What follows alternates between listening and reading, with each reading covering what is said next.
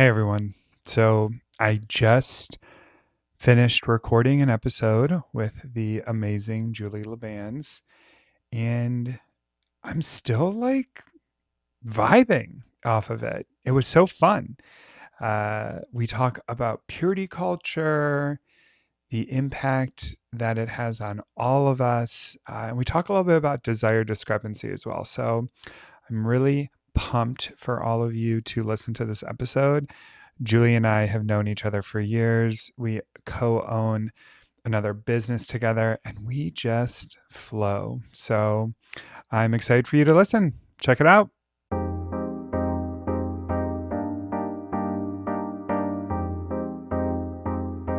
Julie Labanz, welcome to Sex Here and Now. I'm so excited to have you. Oh, I'm excited to be here. Yeah, this is really cool, dear listeners. I have known Julie for a very long time. We co own another business together, which we'll talk a little bit about. But before I gush over Julie, why don't you officially introduce yourself? Yeah, so I'm Julie Labanz. I am based in Cincinnati, Ohio, and I am the owner of Be Known, which is a sex and relationship therapy practice. Practice is totally virtual. I'm a licensed professional clinical counselor and supervisor and an ASECT certified sex therapist and supervisor as well. Yeah, many hats. Many hats. And I co-own ISPT. I would normally like make my intro way longer because I know what therapists are listening for, but the general audience is like whatever. She does some Yeah, stuff, uh, letters. yeah. So. And we do so Julie and I have known each other forever, and we've done so many trainings together that we just flow off of each other. So I do Mhm. find the more that we do this, we tend to forget like some of the basic stuff where it's like, I oh know. yeah, this is What I I do. should probably tell people and all this stuff. So Yeah. with that, I should say before I tell our dear listeners how we know each other, the one thing I'll say is we do co-own the Institute for Sex Positive Therapy, which is Yeah. education business where we teach continuing education for clinicians, and the topics are on sex and relationship therapy. So And Julie just and like I, being a more sex positive practitioner. So like hmm doctors, nurses, oh yeah, medical, like anybody in the sexual wellness realm could take a fair bit yeah. of our trainings and feel like they're learning how to be a more sex positive provider, which is really cool. Yeah, so sexpositivetherapy.org. I will put it in the show notes as well for anyone who wants to check us out. But before we jump into the fun topics that we have in store today, I should tell everybody a little bit about how we met because it was like love at first sight almost. It was this sort of intense like connective tissue 2019, right? Yeah, right? Yeah, 2019. Yeah, yeah, yeah. 2019, we were in our sex therapy training program together, and we met for an in-person weekend training that was just filled with other clinicians learning all about the world of sex therapy. And the people who were putting it on, I worked for them, and so I sort of had some insight knowledge, I guess, or, of the people coming and whatnot. And we had a big group. I think it was like Oh, yeah. 20 I people, mean, like maybe. 3 people. Yeah. That's- It was pretty big. yeah. Um, It was, yeah, yeah. and so I think it was almost immediately. I remember I remember, when I had Tiffany on earlier, we were talking about like how we noticed each other, and you were like the other person that I noticed. And I said that in the episode with Tiffany too. I was like, it was you and it was Julie, the people that I Yeah. just like noticed and gravitated Yeah. towards. And then Mhm. I don't know. I mean, it was just like love at Natural. first sight. Like we Yeah, just it like was just like, connected so well. yeah, we just like hit it off and just like kept going. We might have been in one like group supervision group together beforehand of like, okay, know each other like a little bit. But Hmm. then once it was like, and I feel like this is always true when we see each other in person too. It's just like even more light up. It's like, oh my Yeah. gosh, hi. If you're Wow, you're watching so this on tall YouTube, every time. we're just like Sparkly fingers, excited. Yeah. So, Uh, and I've said this to Julie before, but you know, Julie is truly, dear listener, one of the most knowledgeable people that I have ever met in the world of therapy, but also sex therapy.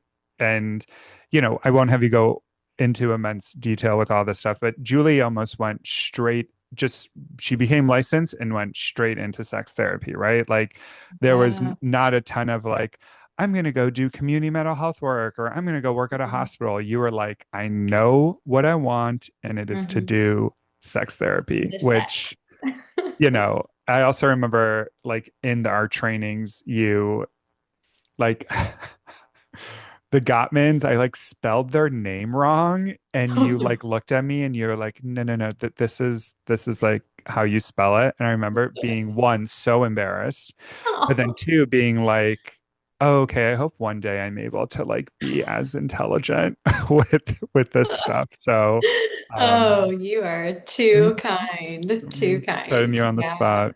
But Yeah, that's great. and then we just ended up like, I don't even know if you remember why we decided to start the business together. I think we just like we would talk all the time and we just flew exactly like this. And then we were Yeah. like, well, why don't we can do this? Why don't we Yeah. do it? Maybe that was it. I'm sure it was. I mean, I think we knew there was such a need just for the lay therapist, if you will, or just like the generalist therapist. We had just had enough experiences from probably from our clients talking about negative or not amazing experiences that they had with their therapist. And they were like, my therapist doesn't know how to talk about sex with me, or like I said something and my therapist kind of shamed me or judged me. And we were like, okay, we gotta Yeah. help people do this because we love this, we're passionate about it, and like we're fun. Yeah. And so let's bring this to people. Let's help Hmm. people to feel more confident in this because, I mean, we're busy. We can't take on all the sex therapy clients in the world. Yeah. And it is such a special relationship, Hmm. like client to therapist. And so for your therapist to be able to just talk to you about sex anyway is so just precious. And so we're like, we need more people to have this. So let's bring it to them. I'm sure so many people listening to this right now are either, or I should say, have either had an experience where their therapist has shamed them, Mhm. their therapist said they can't talk to them about it, or they've thought, I don't even want to bring this up to my therapist because they don't seem Yes. open to it, which that was some of the early stages of why we created the business Mhm. because we just have heard clients say that Yeah. all the time. All the And time. there's enough there's enough of us to go around. There's enough humans on this planet to go around. So it's also like, yeah, let us teach you because Mhm. so that you can keep these clients and your clients Yeah. can feel comfortable talking to you about stuff that is so normal and so common Absolutely. and just Yeah. part of who we are. Yeah. And then that way we can get like the kinky, like banana stuff that's Yes. a little more intense, if you will. Yeah, yeah. The ABDLs, Yes, my the people. yeah. So I also find it too that one of the reasons why I started doing this podcast again too and the YouTube is it really just helps me as a clinician too. It helps Mhm. me like when we create the content and when I talk to other experts, we say this all the time. Whenever one of us is not feeling motivated and we just hop on a phone call with each other, we are just Mhm. like replenished. And it Yeah. feels that way when we're creating the content because you're almost like, oh, right, I do know all of this. And two, Mhm. oh, it helps for me to put it in a PowerPoint to then train other people. Yeah, to help other people get excited about it and to realize Yeah. like, oh, I'm into this too. This is cool. This is Mhm. fun. So Yeah. yeah, it's a fun So, thing to do. anywho, we could talk about our history Forever. forever. We'll have a TV Um, show one day. It's fine. yeah, exactly. So, Julie, like I said, we texted right before this, and we're very good at just vibing off each other because we've done Mhm. this for so long and we were trying Mhm. to figure out what topics to talk Mhm. about today because we've talked about everything. And Mhm. I think a couple of the areas that we came up with were one, purity culture. We're going to touch a little bit on that. And then if Mhm. we have time, we may just like wrap it into purity culture too, but talking about desire discrepancy because that is, one, if not the most common thing that we experience as clinicians.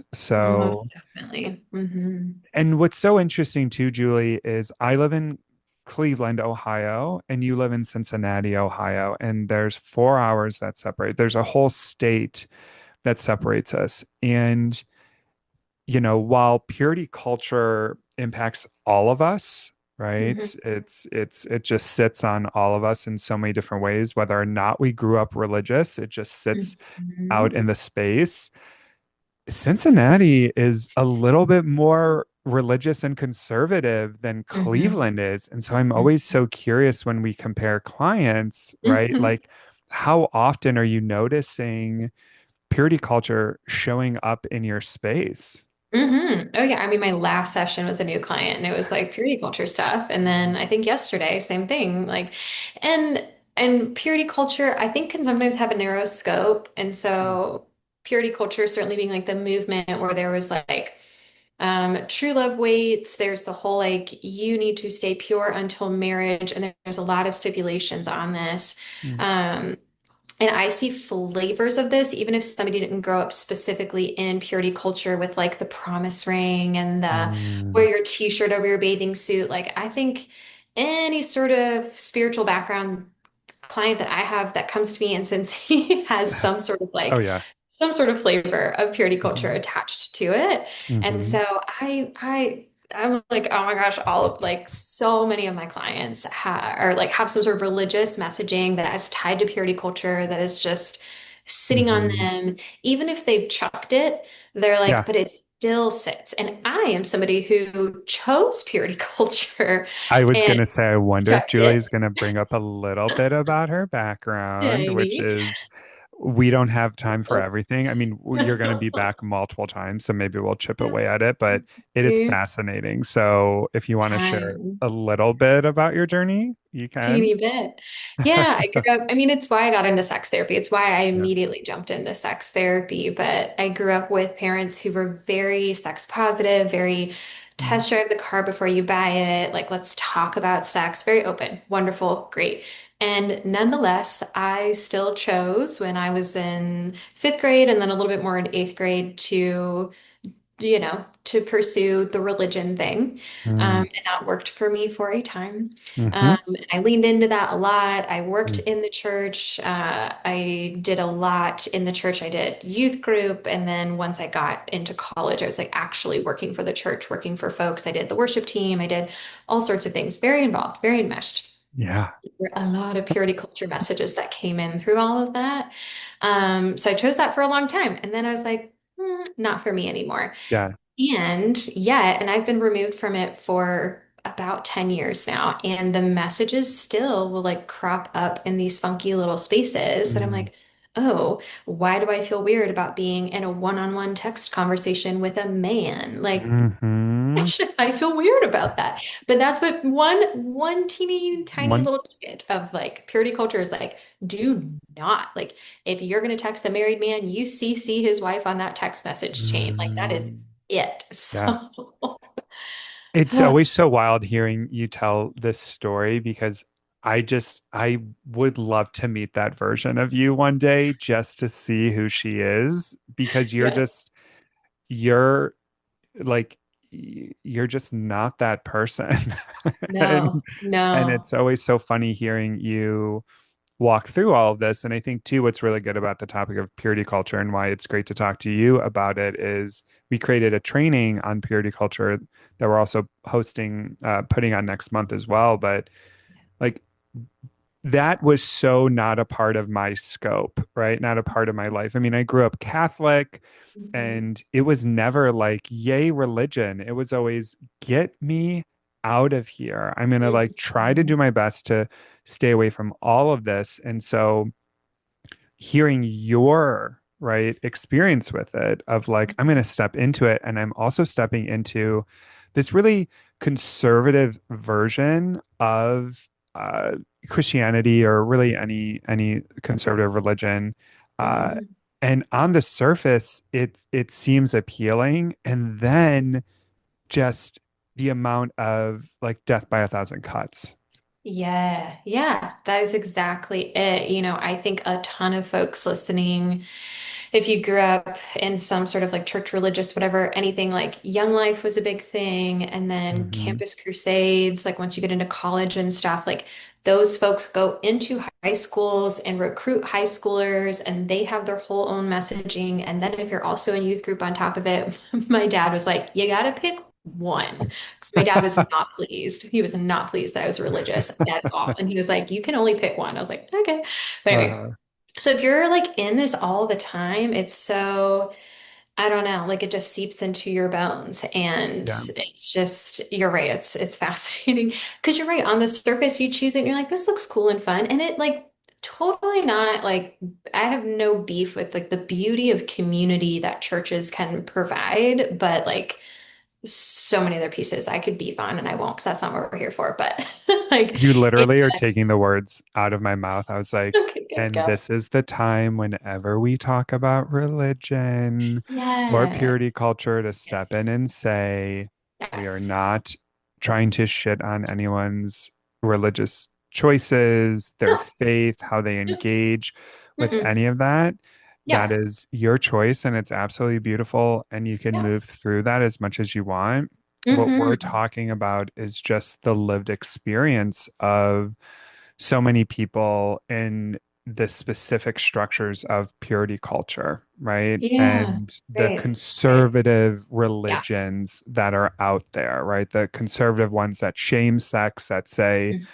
don't have sex, don't engage with it, obviously wait until marriage, all of that. That's what we're Mhm. talking about. We're not really Mhm. talking about faith in that sort of Mm-mm. structure at Mm-mm. all. We're just talking about the systems in place that create so much damage Mhm. in our relationships with ourselves and also sex. Absolutely, because there are absolutely, I've seen so many folks do this well, like do sex and religion well. Like they can talk to their kids about it or talk to their peers about it in a way that works really well. But Mhm. exactly that, like specifically the way that purity culture goes about even just like describing to young folks the function of sex can be just very harmful to a lot of Mhm. people. And not Mhm. everybody. Some people like I'm not like, "Oh, I'm traumatized," right? Like I'm okay. It's just Yeah. I'm like, ah man, this message is really Can you big. tell the poop story? The poop story. This isn't even my story, Yeah, yeah, but yeah. like, But I oh think no, it's a good it's a great analogy as we like example. move into like the Mm, influence of these kind of harmful messages on yes. especially young women, right? Because young Yeah. men are treated differently than They young are. women. But yeah, Yeah. the poop story is always Perfect. I Yeah. remember you told me this before our training and I was like, this is This is outrageous. villain. Yeah. Yes. Terrible.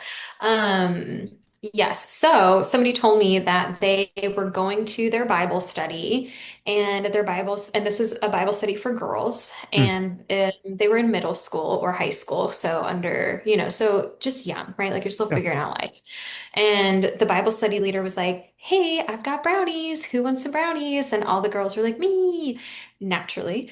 naturally. And the Bible study leader took the knife for the brownies and cut it into some dog poop, and then proceeded to cut the brownies with the dog poop knife and was like, "Now who wants brownies?" And everyone was like, "Ew." And Uh-huh. she was like, "This is what happens when you have sex before marriage, that you are now brownie with dog poop all over you, and that's irreversible." That is the message that we got all the time in purity culture. It could Yeah. be tape stuck to stuff and I've got lint all over you. It could be a rose crushed up. It could be Yeah. a Hershey kiss chewed in your mouth. Like these are Yeah. all different ones that have been used. And it's the idea is it's irreversible Yeah. and you're ruined. You're Can you ruined. talk a little bit about why that's harmful? Like if Yeah. someone is listening right now and they're like, okay, well, like I get what they're trying to get at here. Like if Yeah. you're having sex before marriage and blah blah blah blah blah. Like, Yeah. can you like give some thoughts on like why that is so freaking harmful? for us. Yeah, yeah, because we're supposed to go into marriage, messaging that I got, supposed to Hmm. go into marriage white as snow, pure, all that Hmm. stuff. And the message was if you did this, then like now your sex is ruined for your partner because now you're going to Hmm. compare them to everybody else that you've been with. Hmm. You're not going to be their only person. And so, like they would kind of rope STIs into it, but Hmm. it was also just this idea of like you're not pure, you're not clean for Yeah. your partner. You didn't save yourself for your one true love. And that's what's so baffling. Like I'm trying to describe it and I'm like, what's the problem actually? Like, why does it matter? Other than we're Yeah. not pure. But that's the problem is people then Yeah. get married and they're like, oh no, like my partner is gonna think that like I like this activity because I did it with somebody else and that somehow threatens our relationship. And so I can't like this sexual thing Hmm. or just it creates this like, oh, well, my partner, like they must be thinking about their ex-partner when they're having sex with me. Like Yeah. it's implying that it's somehow going to soil your relationship with your partner when it doesn't have to. It doesn't have to, and like the two thoughts that I have with it, the the one that is just more general related is like you're giving mostly young women and young men, all of us, that messaging that you should not engage with your sexual self, that your sexual self is bad in some Yeah. way, that it's Mhm. uncontrollable, that it's Yeah. that it's this thing that like no one should ever get access to. Mm-mm. And that is so harmful because it just creates Yes. this massive amount of disconnection, especially for vulva owners. Yep. And within purity culture, too, one of the main messages for vulva owners is um, you're going to say this better than I can, but like you are a temptress to men. Yes. Uh-huh. You Yep. have Yep. to control Mm-hmm. men's desires. You can't be a certain. So you just had sex with another person. Wow. That is shame to that man. That is, you Mm-hmm. are nasty. And it's like, Mm-hmm. how can that be true Mm-mm. when this is a part of who I am as a human on this planet? Right. It's just sexual exploration, it's just body. But it's exactly that. Like that's where we see a lot of sexual pain show up, especially when people first get married. Sexual pain, or even just I see a lot of people struggle with guilt and shame having Mm. sex right after they get married, because they're like, all of a sudden I'm supposed to flip a switch and now be like, sex is amazing after years and years and years and years of being told sex is bad, your body is bad, having sexual desires is wrong. Hmm. People will be like, I don't know what I like sexually. I don't even know what turns me on because Hmm. I haven't been allowed to engage with that part of myself. Yeah. And it's so sad because it's like, oh, like you have been robbed of having a lovely relationship with yourself and with your body, and you might even be experiencing pain because of it. Hmm. 100%. And it's just it, as I we talked a little bit about a second ago, but like the messaging to vulva owners, I always find is so difficult to swallow because it I can just see a through line Hmm. to sexual trauma, sexual abuse, sexual dysfunction, like Hmm. because you are teaching these Hmm. women not to engage with themselves and to not Hmm. understand their bodies. And then on Right. the flip side, I go to the penis owners and they're sort of told like um, you can't control yourself. Yeah, you can't control You have yourself. no Yeah. control over yourself. You are just broken and you Yes. are Hmm. dirty and you have this energy that you can't control. And so you got to constantly be controlling it. And it's like, what is happening? I'm What is living in crazy town. it? Like,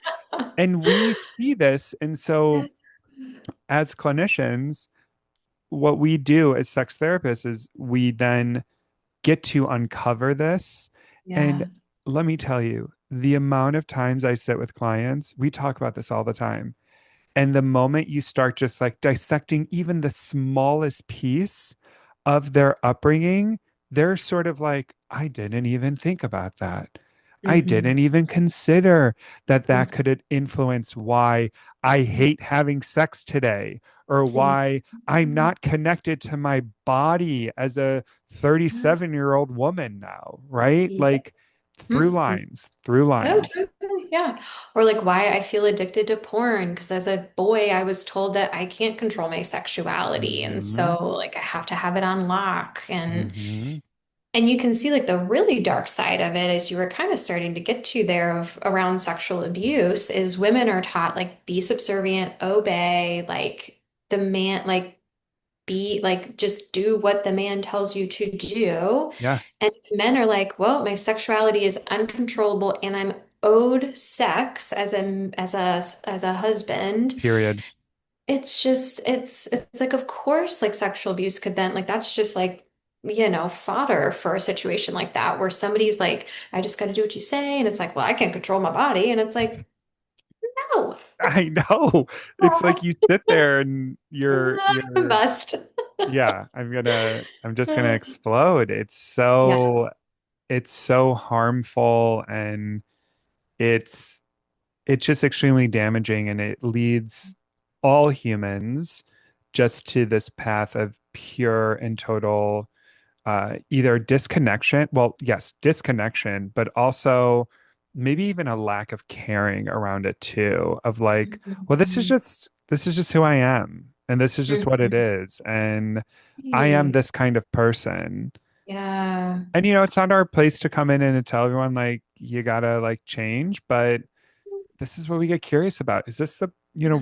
what if I introduce to you some other ways of Yeah. thinking here, right? And Uh, exploring and yeah. seeing, right? Like you don't have to just say yes every time your partner asks for sex. Let's talk a little bit about consent and, Yeah. all that Yeah, stuff. absolutely. And as we were saying earlier, like, and you can keep your faith. Like, you don't have to Oh, keep yeah. your faith to distant or to like untangle some of those other Mhm. messages, where it's like you can still definitely have faith and like be discerning about what you want to say yes to in your relationship, or be discerning about like do you really have zero control over your sexuality, over your sexual Yeah. urges? Probably not. Like for some people, like if that's your faith, like God made you to be discerning. And so he didn't make it so that you would be like like white knuckle struggling forever with your sexual urges. So Yes. this is how we like try to help folks reframe a little bit of course, like your faith is so important and the purity messaging component might have just made this a little bit harder for you than Yeah. it really actually needs to be. Let's try to find alignment. God is signing off on you getting fisted. God is signing off on piss play. God is signing off on threesomes. Like you can Yeah, engage in yeah, sexuality in yeah, all of its forms.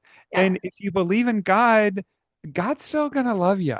yeah. You're Like totally good to go, it's babe. okay. You can Yeah, say no to sex, and that doesn't make you a bad person, yeah, right? And yeah. you can, Say yes to sex, and it doesn't make you a yes, bad person if all exactly. parties are consenting. As long So, as, yeah, as long as all parties are consenting. So I guess that's like a good way to transition slightly into um, the idea of like desire discrepancy, right? And how, like, I think we've talked a little bit about how purity culture sits on all of us. I think I can't remember who I heard say this, but I loved the terminology of what they call it, like the null experience of hmm, while you may have grown up in a household that was not infested with purity culture, that had good sex messaging, right? That was really open and inclusive, hmm, none of us can escape the null experience of hmm, religion in the United States of America. And so yeah, you go out into the world and you're hanging out with friends, and that one of your friends is religious, and they're telling you, oh, you're bad if your skirt is too short, right? And it's like mhm. the null experience is showing up in that. So, That's so true. the we can sort of see this correlation between purity culture and desire discrepancy. And I think one of the areas that I noticed too is, you know, people, vulva owners, coming in and being like, well, I just have really low Mm, libido, right? mm-hmm, I have low sexual interest. mm-hmm, And I get curious about that, right? Because it's like mm-hmm, you learned that through a lot of stuff. And one of those, like, those influences could have been purity culture creating that disconnection, right? So mm-hmm, now 30, 40 years later, I just have really low desire. And it's like, mm-hmm. okay, maybe that's Maybe the case. And let's like, examine that. how have we gotten there, right? Yeah, yeah, yeah. What did we learn about our Hmm. bodies or about our Yeah, sexuality? I do. I have women or really vulva owners in general who are like, I had to suppress my sexuality because it wasn't safe to be sexual. And so now I'm trying to figure out, do I like sex? Am I interested in sex? Do I want it? And it's complicated. yeah, And often we're not low desire. I right. mean, Often yeah. we're not. Often, and that's where the sex education piece comes in too. Often, you know, if you're feeling like you're low desire or high desire, it's about really dissecting who told you that. Where Mm-hmm. did you learn that? Was it through church? Was it through media? Was it through family and friends? Was it through comparison? Right? Mm-hmm. Oh, well, my best friend Rachel, she has sex way more than I do, so I must have low desire, right? Or my No, husband tells me I have low or my desire. I hear or that my so yep. much. I'm like, Yeah, or my stop husband tells me I have low desire because he has high desire. And then we there. go, Yeah. well, where did that come Yeah. from? Where did that come Right? from? And Mm-hmm. it's like, have you ever asked your friend if she's doing this as duty sex because she feels like she has to do it, or he Mm-hmm. feels like he has to do it because he's a man and Yeah. men are supposed to want sex and Yeah. get sex and push into sex? Like, these are the conversations that we try to encourage people to have. Yeah, to really think about exactly that. Like, where did it come from? And I mean, looking at context, I guess like, at one point, Mhm. Matt, you told me like I was a good example of this. And I was like, oh, I am a good example of this, where like Yeah, I am a you are. female and like I am a higher, if there's gonna be some comparison, like I'm the Yeah. higher drive partner. I sit and talk and think about sex all day long. Of course, it's accessible to me. Now, I also Hmm. don't have kids, and there's some other like Yeah. contextual factors that influence our interest in thinking about sex. But it's like that is a huge component of it. Is so many people are taught to not think about sex, like that's inappropriate. We don't talk about it. That's Hmm. inappropriate. Don't talk Hmm. about it with like people in public spaces, whatever. I remember when I was dating a dude from Canada, and he was like, we talk about sex openly in coffee shops all the time. And I was like, what? You talk Dios about mio. sex in public? Yeah. I was like, what? Yeah. So it's so culturally shaped. Yeah. And I would just be so curious how many people would actually have a different drive or interest Hmm. within different context. But this is the context we're typically given. So, It is. And I think that's one of my biggest frustrations is the black and white thinking that we go into as humans. I mhm, do it all the time too, right? Right now I'm in like a really low um my sexual energy is really low and it's been pretty low for like a month. mhm, Not like it doesn't concern me low, right?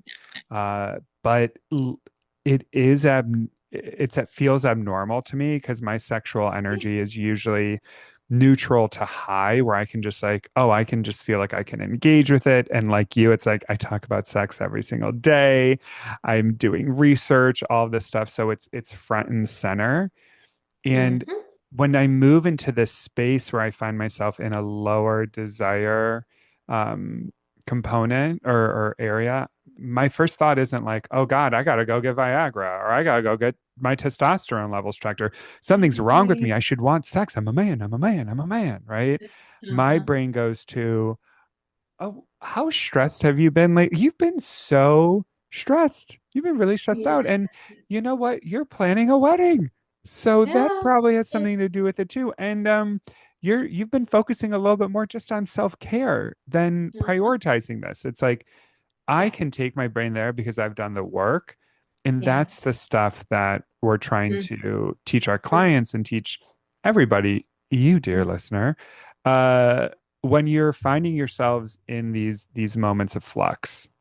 Yes. Oh my gosh. I like need to tell all my clients that like that check-in, right? Like how Yeah, nice is that is exactly like our brains do that. We're just like, huh, what's been going on? Not like, no, no, but that's like most people aren't given that. And yeah. so to be able to actually say like, oh, it could just be this, that, or the other can just like take some of the pressure off. Take it off. Hmm. Julie, I feel like we could talk forever and we As can't talk always. forever. It's We been can. documented and noted. Yeah. But as we wrap up, I guess before I have you tell our listeners where they can find you, Mhm. you know, is there any sort of messaging that shows up for you or something that you relate that shows up that you sort of tell your clients when it comes to like, hey, I'm struggling with purity culture, or hey, I'm struggling with like being connected to myself. Is there anything that is like your go-to or something that shows up for you that you tell clients or even Mhm. friends or people who come to you? Mm. Yeah, I mean, I like people to remember the garden metaphor from Emily Nagoski's Come As You Are, which is that we start in life in like our life is a garden, if we're going to go metaphorically here. And all these different people in our lives are planting seeds for us because when we're young, we are not planting the seeds. So our parents, our clergy, our culture, people are planting seeds for us. Hmm. And some of those seeds grow into flowers, but some of them also grow into weeds. Hmm. And as we get older, we are then also starting to plant our own seeds. And sometimes we inadvertently plant weeds ourselves. Hmm. But then once we get to a certain point where we really want to examine and get curious about our garden, we can now start to pull out some of the weeds and decide what of these messages do we actually still want to keep and which ones do we want to unweed, which ones do we want to weed, which ones do we want to Yeah. take out of our Yeah. Yeah. garden. And I find that people are like, oh, okay, like I have some agency here. I can kind of Hmm. choose what story I want to write for myself. Yeah. And not only like what weeds do you want to take out, but what like flowers do you want to plant? Yeah.